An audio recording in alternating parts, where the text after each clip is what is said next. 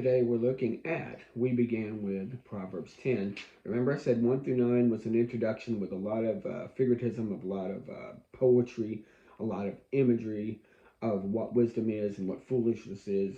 And we saw the wayward woman, which is a wayward woman, but also is idolatry. And we saw wisdom, and wisdom creates great meats, and wisdom has its maidens, and wisdom is bringing you into understanding and knowledge. Wisdom was there with God at creation and was there before the framings. It wasn't a God, it is a part of God. God is sharing who he is. We find that the other deities, supposedly, in other cultures and other religions aren't sharing their wisdom. It's just do what I say or I'll smack you, or do what I say and I'll bless you. It has nothing to do with you being smarter, you being better, and you being able to take my wisdom and make yourselves a better world, make yourself a better family, make yourself a better person. So we saw that through 9. 10 begins the Proverbs of Solomon and it goes to 30. So we have 29, which is 19 chapters, which is almost 3 weeks worth. And then chapter 30 is kind of a more poetry, and 31 is about the wise woman. Okay, we've got 2.5 weeks of going through these. I am not going to read every proverb in here because, like I said, every proverb is pretty much a verse. This one has 32 verses. That's 32 little proverbs, 32 little nuggets. I'm not going to read all of them. And every one of them has around 30. Here's 25. So we can't go through every one. And again, you get the idea that it's just a bit of a very simplistic, and again, you would do this for a child. Remember when I said 119 was the Alpha through Tau of the Old Testament, and every word in 119 was the letter it was teaching you? These are little things that you'd tell a child and a simple person, and I hate to say this, but also me being a simple person. Blah, blah, blah, blah, blah. Blah, blah, blah, blah, blah. Here's a this, and here's a that. Da, da, da, da, da. Sometimes it's just opposed. A good man is this way, a bad man is this way. If you do this, you get to do that. Cause and effect, reaping what you sow, consequences to actions, benefits. There's also things about just uh, attributes like standing, speaking quietly, listening, all of these things. So you'll see these intermixed. Just like the poetries was different poetry, different types of poetry in Psalms, you're going to see intermixed here. Read every one. Go through the grid. I read slowly through here. I'm not going to read all 32 to you. And every day I'm going to pick about 4, 5, or 6 that I think are important. Um, he jumps right off talking about treasures of the wickedness profit nothing, but righteousness delivers from death. There you go. And I could make a sermon over each one of these. That people that have chosen wickedness, and the probabilities of dying became greater. Treasures of wickedness bring you nothing. The Lord will not suffer the soul of the righteous to famish. He cares about you. Now, you might not make $1,000,000, and you might, just be getting by, but he takes care of those who are poor. He takes care of those. But he cast away the substance of the wicked. He becometh poor that dealeth with a slack hand, but the hand of the diligence makes rich. Let me slow myself down. I was reading really fast yesterday. The idea of you're poor, not just because God wants you poor so you can show yourself strong. We always have this lemonade out of lemons kind of thing. Sometimes you're poor simply because you aren't doing something right. You're not being as diligent as you could be. He that gathereth in summer is a wise son, but he sleepeth at harvest is a son that causes shame. And in your mind, you can see where you would have a man who sleeps when it's time to bring in the food is a poor son. Blessings are the head of the just, but violence covers the mouth of the wicked. The memory of the just is blessed, but the name of the wicked shall rot. And we go through this. He that winks at with the eye causes sorrow. A guy that's, he's pulling a fast one. He's a part of a con. He winks and wants you to be a part of how he's conning somebody. Um, he is in the way that this talks about the labor of the righteous tendeth to life. The fruit of the wicked is sin. He is in the way of life that keepeth instruction. If you keep instruction, you're in the way of life. But he that refused reproof erreth. In other words, I'm going to do it this way. Well, somebody comes along and says, reproof means to reproof, to proof it again, like proofreading. We're going to go through this again. Let's make sure that we have all the money we need. Let's make sure that we have everything we need. Let's make sure. If you don't want reproof, I'm just going to do it my way. I've established this. I've got everything under control. That's usually when things fall apart. Wise man lays up knowledge, but the mouth of the foolish is near destruction. Some of these you just have to read, and their word choices are very succinct. You're near destruction. Stop. This is about you taking your, again, your wisdom and knowledge and looking at situation. He that hideth hatred with lying lips and utter slander is a fool. I'm hiding my hatred of something, or my hatred of you, and I'm backbiting. Again, you go through these. The fear of the Lord prolongeth days, that one I use today, but the years of the wicked shall be shortened. We do see that, and we see that with these kings. And the fear of the Lord prolongeth days. Go through all of these. Pick out every nugget. Get your choice ones. Mark them. Do the grid work on them. Like I said, this is 31 sermons.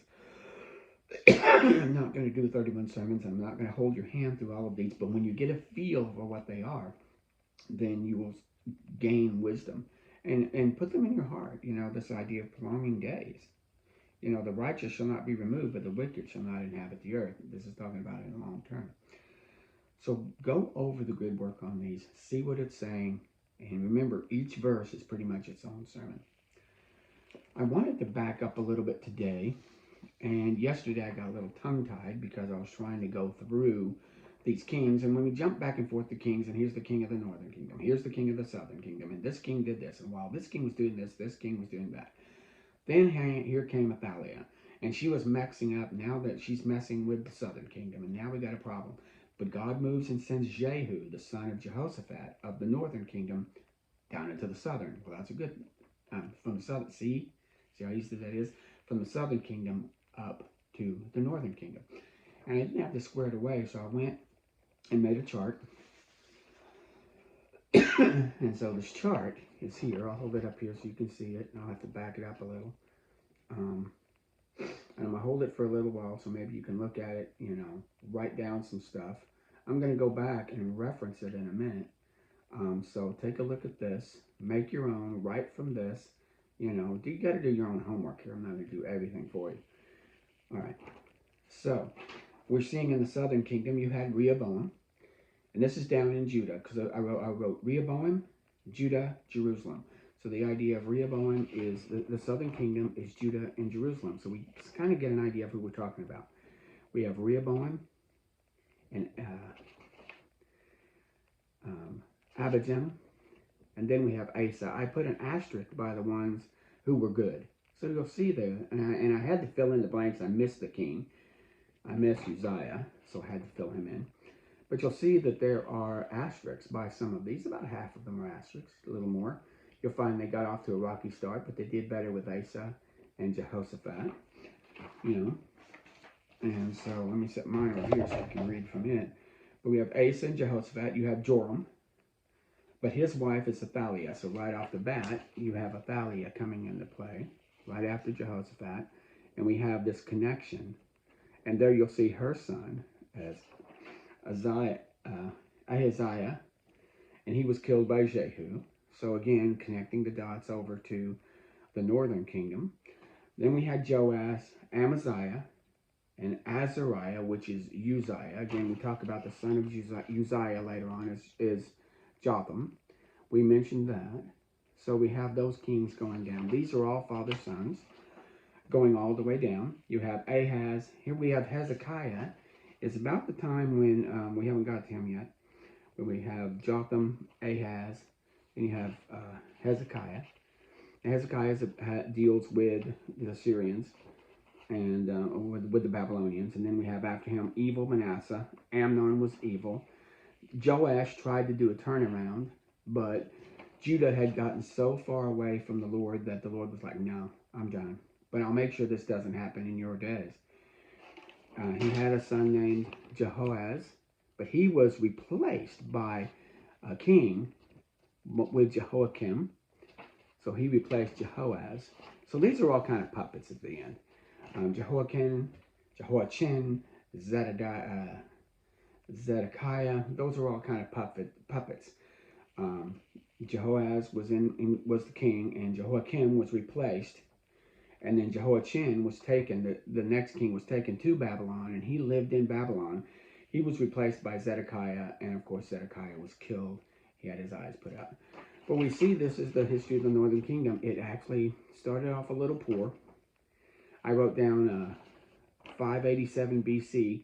That's when it all stopped. That's when the Babylonians came in and took out the northern kingdom. So we see this. This is a line of suns going down. You don't see any left turns over into something else or right turns into another family.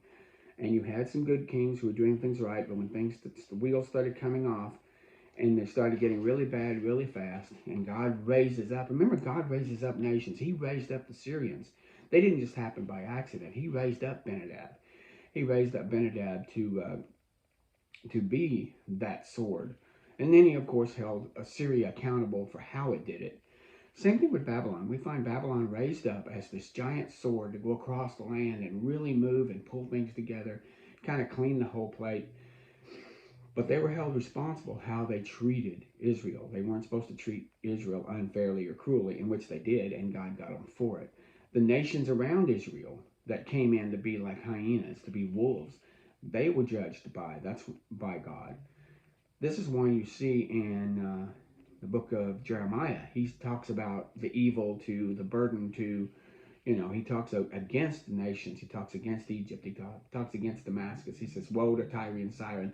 Woe to these places, because they preyed upon Israel when Israel was getting chastened by God. They should have backed up and let God take care of his people. But they moved in like a bunch of hyenas. So we saw that was the southern kingdom. The northern kingdom is a little bit different. The northern kingdom's got something else going on. You remember the straight line that we saw? Well, this one kind of goes off the rails all over the place. And so you see that it's different now. And I'm going to leave this so you can take a look at it for a second. Maybe, like I said, stop the video, take some notes. Northern kingdom is Israel, Samaria. And of course, there is Jeroboam and his son Nebat. And it's funny, we see a killed by. He was killed by Bashan. So the sonship, Jeroboam was not even a son of Solomon. So, but his son was killed by Baasha, and Baasha had a son, Elam. Elam was killed by Zimri. Zimri didn't last long because he was killed by Omri. And Omri had two sons. Had a son and a grandson. You see Ahab and Jezebel. Then you see Joram. And remember, Joram marries Athaliah. And Athaliah, that's his connection. When Joram is the sister of Athaliah. Sorry, let me back it up again. Joram's sister Athaliah marries Joram of Judah. And they have a son called Ahaziah. Remember, he was on the other line. So they have a sister. His sister marries Joram of Judah. Athaliah marries Joram of Judah and has a son named Ahaziah. And he is the king of Judah. So there's this connection between the house of Ahab. God institutes, remember, God sent Elisha with some prophets to anoint Jehu to take over and now fulfill God's promise to wipe out the house of Ahab. He's not wiping out Israel. He's wiping out this governing body of Ahab, because it's through that governance that people are sinning. And people would sin anyway. That's not the issue. But when the government allows you to sin, you sin even more. And there were good people, remember. God said there were people who hadn't bowed the knee. So we had the house of Ahab through Omri. We have Jehu put in place, and he kills Jezebel, and he kills Joram, I should say, and he kills Ahaziah. And he has sons. And God promised Jehu, remember, he promised him that he would have 4 men sitting on the throne. Now, one of them was bad. So I said that yesterday, is just because God allows your son to be there, he's not controlling whether your son decides to follow or not. But he did say you would have 4 kings. Whether they're all good kings, that's up to the king. So he has, there's the 4 kings under Jehu. Those are sons. They go down. He fulfills that promise. But then we start seeing a bunch of kill-bys. I forgot to write that down because I was looking ahead. I've only studied up to where we are. So I had to look ahead and then go fix my thing. I'll fix my chart. You have Jehu, Jehoaz, Joash, Jeroboam, Zechariah. So these are the four son, grandson, great grandson, great great grandson of Jehu. Four generations. Then you had Zechariah was killed by Shallum. Shallum was killed by Mecham. Mecham had a son called Pekaniah, who was killed by Pekah, who was killed by Hoshea, and that was the end of the kingdom. So we see here at the end, you see from Jehu down, you get killed by, killed by, killed by. Again, you had the line of the sons going down, and here you just had power players. People were just, whoever, survival of the fittest, whoever has the biggest stick kind of thing. And it's kind of all over the place. Take some pictures, take some notes. This helps greatly in 2 Kings. Helps me to do this study so that I don't get so tongue-tied. Wait a minute, am I talking about Northern Kingdom or Southern Kingdom? In the 14th year of this king and the 13th year of this king, can get a little crazy. And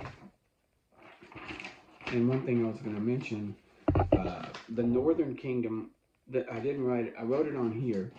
The Northern Kingdom, I wrote a 701 BC. Now, the other one was 587 BC. Now, at the top, David lived at about 1000 BC. You can take off about 70 years for his life, give or take. Then about 30 years. So there's 100 years for Solomon, give or take. This wasn't a lot of time. If you took from 1000 to 700, it's 300 years. If you take off around 100, give or take, for David to live and Solomon to be in power. And then here comes Jeroboam. You've only got a couple of 100 years showing here. That's not a long time. Here, about 200 years, give or take. If you're doing the same timeline here, because remember Jeroboam came in place, you'd have 1,000 minus around 100, it's 900, and it stopped at 587 for the Southern Kingdom. Hold on, that's the same one, that's the Northern. The Southern Kingdom ends at 587. So the idea that you go from Rehoboam down at about 900 to, that's about 400 years, again, a little longer. Just to put everything into perspective here. So I'm not going to go back into the story. Take today to kind of take your notes. Take today to get these kings lined up. Write all of this out. I think it's in good shorthand, what I've given you. Tomorrow I'll pick up again. But hopefully this time I can go through the stories of these kings and some of the things they did and some of the things they taught and what they did, who followed God and who was an affront to God, and balance all this out. He judges for sin. That's what we need to take from it. This is why Christ came. He didn't come just because he loves us. He came because the Father needs sin judged. And he loves the world. He wants sin judged so he can move sin out of the way. Once he moves sin out of the way, then blessings can happen. But we forget that sin is an issue. Even here in the 21st century, we talk about God's love, God's love. Stop and pray to God. Do you still have a sin issue? If you have a sin issue, you need to take care of that first. So let's learn about the kings. We'll go into the stories, and then we're going to go to Chronicles, which First and Second Chronicles becomes the history of Jerusalem. This is the history of the whole nation. We're going to go back and look at this again from a different point of view, from how this affects the city of God. But that's First and Second Chronicles. It'll move faster than you think, especially if we know these guys. But I don't want to run through it. I do want to do honor to the word. So this is where we're at. Thank you.